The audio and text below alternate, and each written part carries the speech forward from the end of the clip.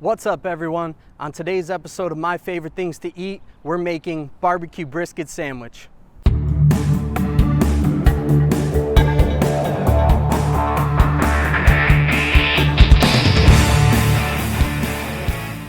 We're hanging out with a good buddy of mine, Lewis Donald. He's the smoke tender at Sweet Lews BBQ. Lewis and I both worked at the Greenbrier Resort in West Virginia together, and so we both share a great passion for barbecue and kind of Southern cooking. So Lewis, thanks for coming on with us. My pleasure. Thanks for asking me to do it.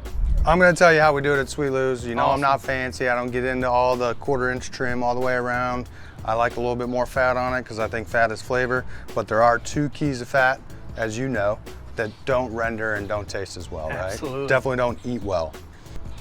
We'll go ahead and take the heel off and reserve it for sausage, because that's actually good fat to put in your sausage. All right, so here's our trimmed brisket. We took out the heel, cut a little bit of the sinew off here. We cut out what most people refer to as the eye, and then we've got our burn ends that'll be right here. And then we just kind of level out the little valley right there so that the moisture from the cooking doesn't wash away our salt, pepper, and smoke, right? So let's talk about our seasoning mix. I use about 11 ounces per brisket. So it's about 90% coarse ground black pepper and 10% kosher salt. And the reason being is because that smoke it sticks to that pepper is what creates that smoke and that bark. Yeah, if you do it with table grind, you're gonna over pepper it and it's gonna be pretty much unedible. Yeah. At that point. And then it looks more roasted when it comes out. It's got a nice caramelized color instead of that nice smoke that you want. You know, I like, again, I mean, we trim it the way we do for that fat. That's that flavor that we want. And we'll talk about it when we make your sandwich, is we get part lean, part fatty, so you have that perfect bite every time.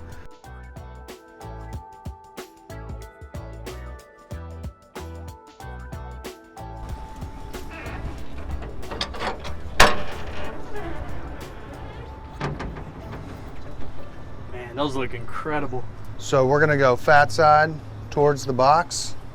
Fat side towards the box. Why? It's hotter. It's hotter. And that's your thicker part of the meat, so we're gonna wanna roast it, you know, get it closer to the heat. And I'll rotate them a little bit in a couple hours. So we like to smoke everything, whether it's ribs, chicken, pork, or brisket at 250. 250. And then we take an internal temp right in there, halfway through, obviously, to 195. Mostly, I would say right now we're doing 90% hickory and pecan blend, and we're throwing in some white oak just because of supply. I mean, there's so many barbecue places, pizza places are using it now. So right. The wood supply is definitely was already starting to change. Man, look at that jiggle. We call that the brisket jiggle. So do you have a method when you go to slice this? I do, and I'm very specific about it. Okay. So I'm glad you asked. Previously, we talked about lean and fatty and the fat content. Right, and the muscle fibers go 2 different ways, right? Correct. So a lot of guys, what they'll do is they'll cut right down the middle. So you got your lean and you got your fatty, and then they'll turn the fatty 90 degrees. Slice the other direction. And slice the other direction. Me, being who I am and what I am, go against the grain in everything I do. I go long ways, and then I'm gonna slice you 1 fatty to 2 lean every time. That way I have a ratio. I don't have a lot of leftover lean, a lot of leftover fatty. Right.